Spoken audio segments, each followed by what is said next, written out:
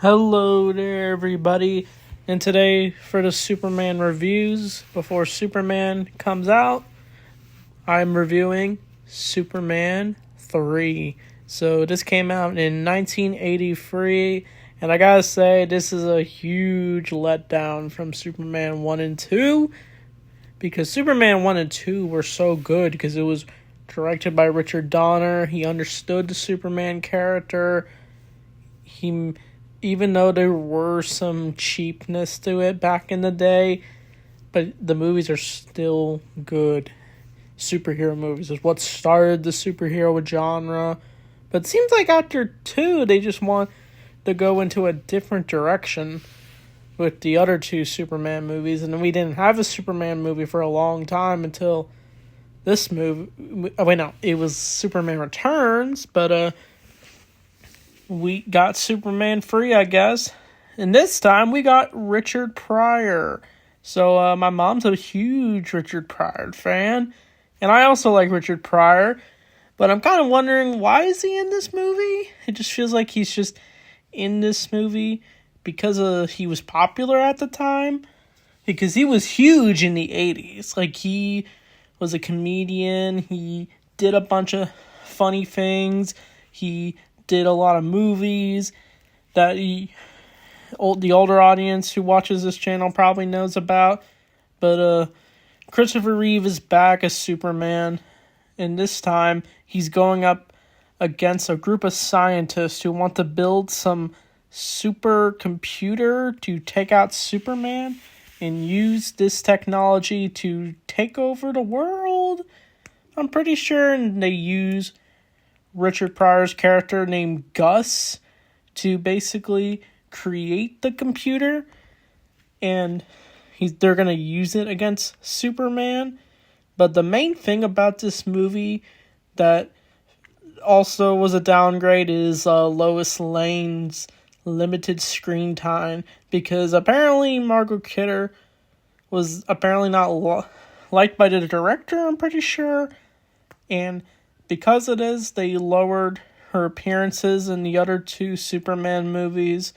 It was very unfortunate, since Margot Kidder did pass away after struggling with a lot of issues and homelessness, and it was kind of sad that she was done dirty in these movies, since she was so good in the other 2 Superman movies.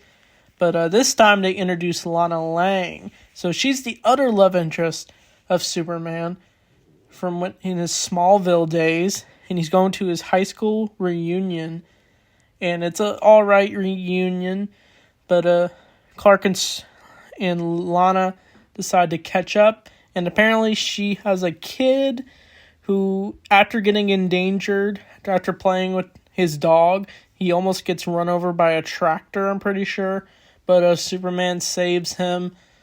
But Clark is just doing a bunch of stuff in Smallville until he encounters Gus, who apparently was given a special kryptonite. And I thought this could have been like red kryptonite, but this turns Superman bad, apparently.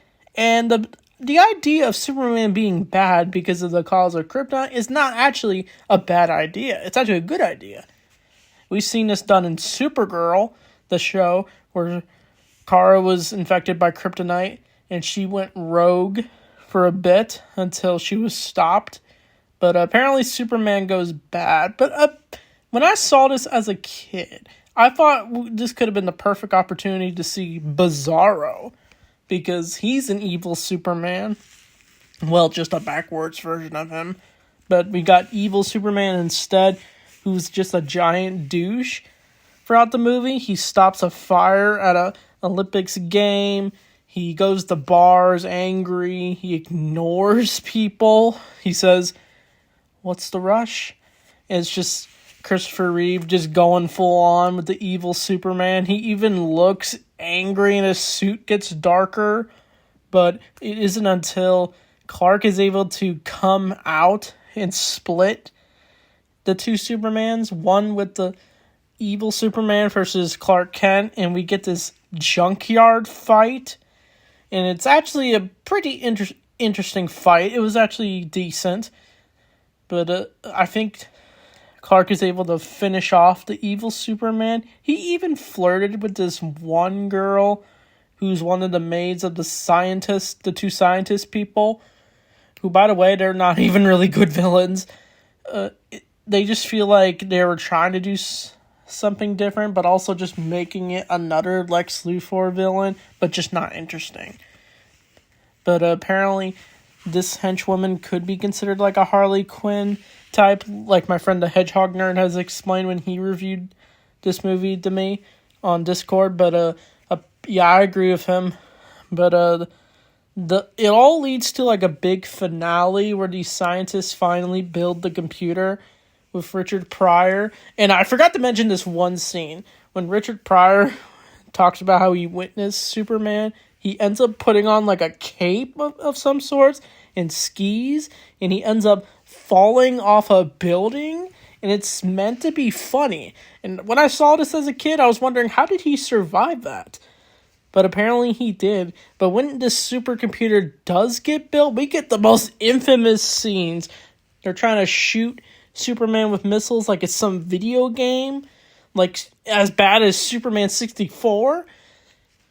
But it all leads to Superman finding the supercomputer in the cave, and they use like a giant kryptonite ray on him. And even the girl wonders why Superman's not bad anymore, and even Superman's like, oh, he's not there anymore. But apparently Gus decides to betray his scientist friends after he realized that he's being used this whole time. He ends up destroying the supercomputer, and the scientists try to escape, but one of them ends up getting sucked into the machine, and she becomes like a robot. And the way she gets turned into a robot was insane. It just looked crazy. She looked crazy looking, and she ends up almost taking everyone out, and even the computer ends up like throwing them on the wall with their laser beam. It's just so silly. And then Superman does take them down, and eventually he destroys the computer after he almost gets sucked in himself. And it would have been wild if we saw a cyborg Superman before Cyborg Superman happened in the Death of Superman comic.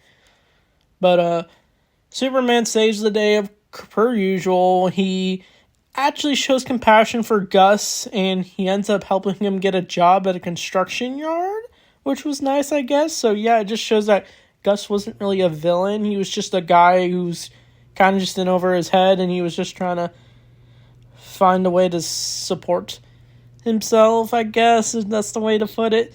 But apparently Superman does patch things up with Lana, and the movie just ends with Superman flying into the sky, smiling per usual. So that's Superman 3. It was a massive downgrade, in my opinion. Do I think it's the worst superhero movie ever made? Maybe. Just a little bit. But when we talk about Superman 4, oh man, I got a lot to say about Superman 4. I'm excited to talk about it, since it is my least favorite movie of all time. And I'm excited to talk about it, finally, on this channel. So, yeah, there were some good things about this movie. The junkyard fight was nice.